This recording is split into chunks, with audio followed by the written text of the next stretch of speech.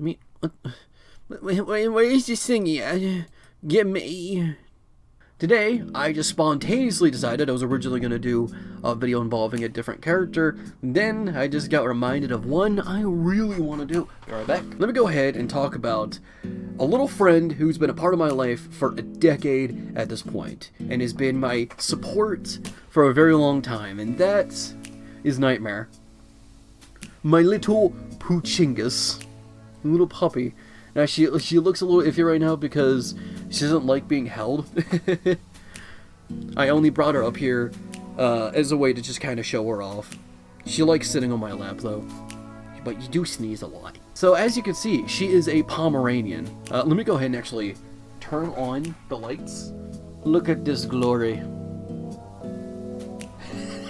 She doesn't know what to do. She's looking right at the webcam. That's neat. Now, yes, she is a Pomeranian. She's shaved down right now. I decided to put Nightmare back on the bed because she does not like to be held. Even though she does jump around for it. She does this thing. You know, when sometimes small dogs, they want attention, they go on their hind legs and do this. It's a cutest little thing. Now, on the side here, whatever side I choose, I'm going to have a montage of images because on my phone I have a gallery folder of like 300 videos and pictures of her because goddamn I love this little thing so much. And as mentioned, yes, Nightmare is a Pomeranian. So you're probably wondering, some of you at least maybe, it's like, that really a Pomeranian? I didn't know they came in black. I didn't either. You see, here's the thing about black Pomeranians. Black Pomeranians are an extreme rarity. Right? Here's the thing I've learned about Pomeranians when it comes to their fur color. Orange and tan are typically the most common. White Pomeranians are a rarity, but black Pomeranians are sort of a rarity on top of that rarity. Which basically means that it's understandable why most people don't know that Pomeranians can come in black. Before we had Nightmare, I had a pug named Demix. Yes, I named my pug off a Kingdom Hearts character. I was 14 when we got Demi. But unfortunately, Demi was already on the older side, and she had a few pre-existing health conditions. We tried to give her the best life that we could, but unfortunately she passed away literally on the day of Thanksgiving 2012. Like, I'm not even joking. Every time Thanksgiving comes around, it's always kind of a sad reminder, because it's a very specific day for her to pass away on. We tried to give her her most comfortable life possible. We knew that she wouldn't really be a part of our lives for too long, considering that we knew that she was on the older side when we got her, and she had a lot of pre-existing health conditions that we tried to take care of, but unfortunately, she was only a part of our lives for about 2 years until that Thanksgiving. And because I was 16 when that came around, I was still living with my mom, and she wanted me to have some kind of companion, right? Even though we already had 2 dogs there, one being a big black lab who we've had for years named Jake, who unfortunately got cancer in 2015, and a German Shepherd, wait, was it a German Shepherd? I'm pretty sure, named Maggie, who, unfortunately, we had to give away due to changes of living conditions, and it was just a very difficult thing. But neither of those dogs were specifically my own companions. Jake was more my mom's, and Maggie was also more my mom's. But I didn't really, and since I was always in my room by myself, she thought I needed some kind of companion. She asked what kind of dog I would like. I said a Pomeranian, and I thought, like, is a black one possible? She didn't even know it was until she looked it up and she found Nightmare, who we were living in Washington State at this point. The state under actually had her. There was like this big house, actually no, it was a very small house, that had a ton of Pomeranians. I swear to God, this was like a house of Pomeranians all over the place. I had never seen so many Pomeranians in one place. There was like 30 of them just running around. And this big beefy chihuahua outside looking in through the window. One of the Pomeranians was kind of gated in their own little place because I think the lady said that they had some kind of condition. They tried to bark, nothing came out, and that was part of the condition. They didn't have a voice, unfortunately. And out of all those Pomeranians, there was a tan one, some white ones, and just one black one in the very back. And that was, of course, Nightmare. Her name back then was originally Betty.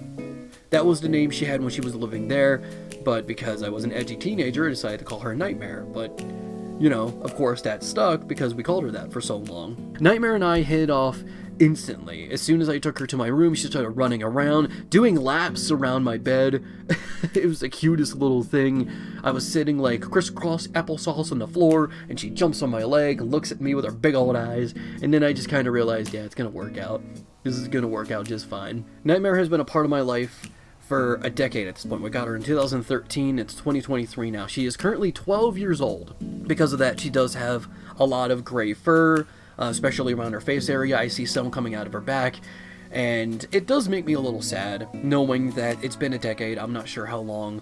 Like, a lot of dogs tend to live to, like, the later 10s, but it still sometimes becomes a debate, because no one knows exactly when we're going to die, right?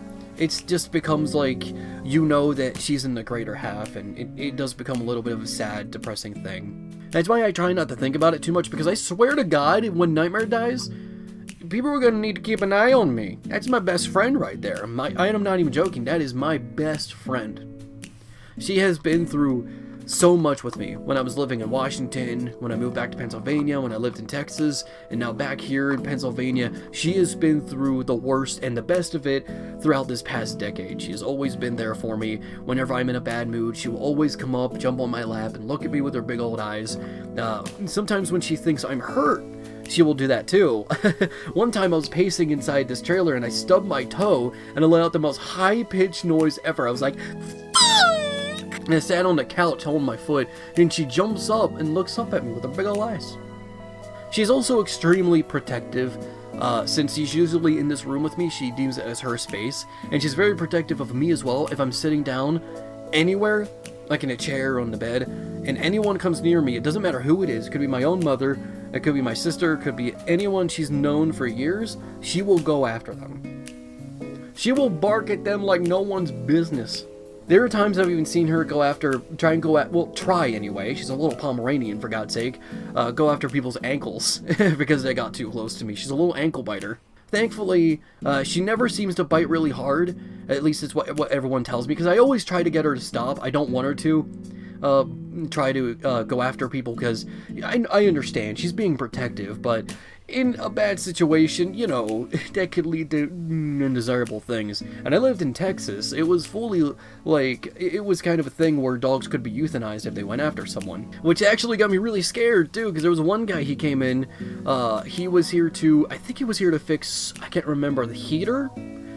And, Nightmare went after his ankles. I was like, oh no, no, no! But he was fine with it. He was very playful, because Nightmare never bites hard. She always seems, it's like a warning, it's like a nibble. She always, like, goes around the feet and just so, like, that being known, she's extremely protective.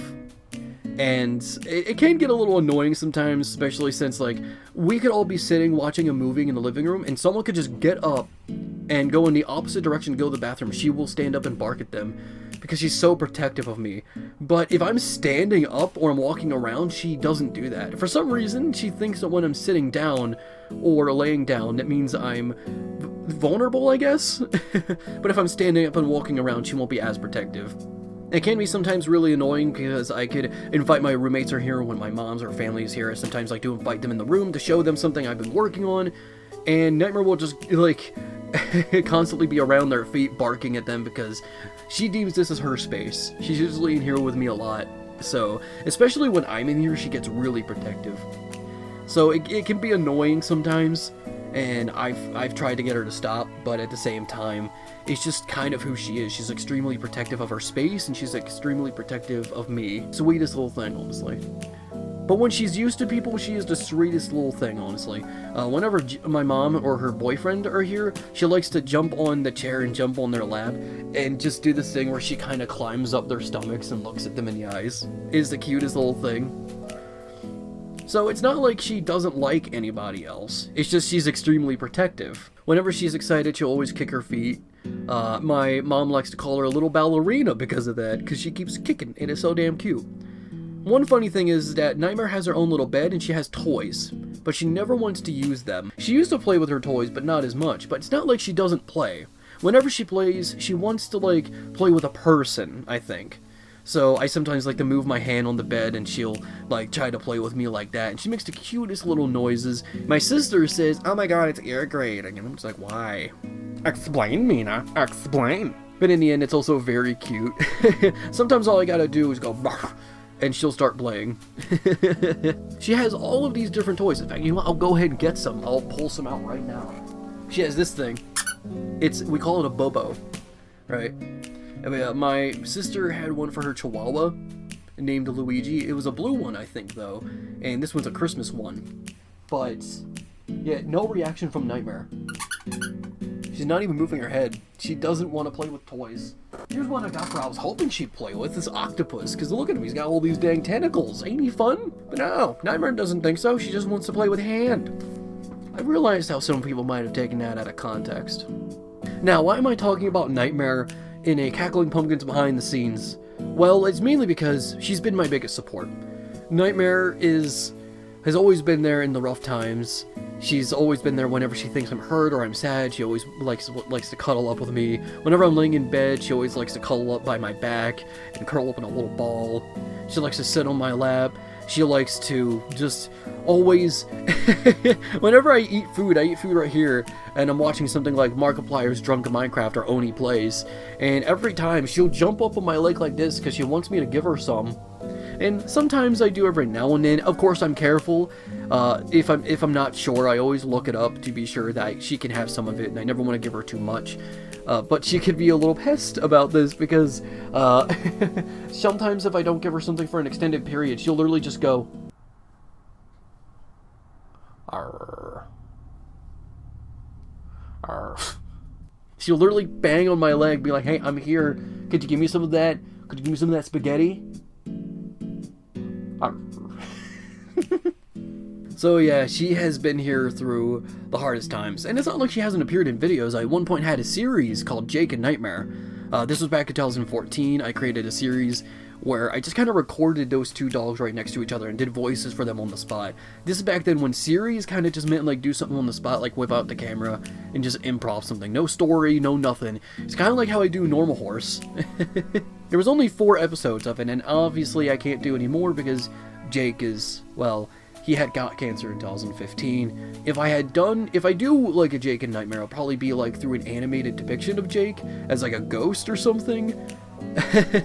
That's probably the closest thing you'll get. But I don't think Jake and Nightmare was never a popular series. But you can actually see it on this channel through the JetRay archive. The entire series is just put on one big video, along with a bunch of other stuff from the JetRay archive. So it's not like Nightmare doesn't appear in videos, and of course throughout all of these different little clips, some TikToks, some stuff I put on Twitter, and an entire folder on my phone of just God knows how many pictures and videos. Goddamn, she is my child. Essentially. Oh my god, you're gonna love this. I have some baby pictures. No, I don't. I got her when she was 2. She was basically fully grown. That's just a joke. I'm like that mom that goes off to your, to like my child's significant other, be like, oh, you're gonna love these baby pictures, sweetie. So anyway, come here, baby, one more time.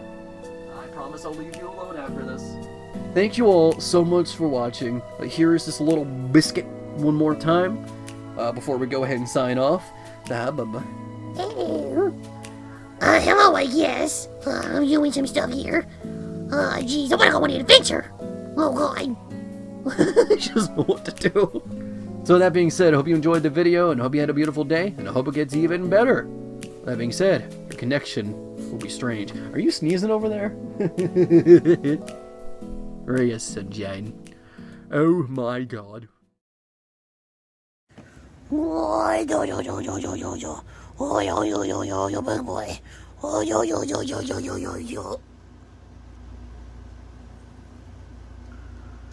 Hello, darkness, my old friend.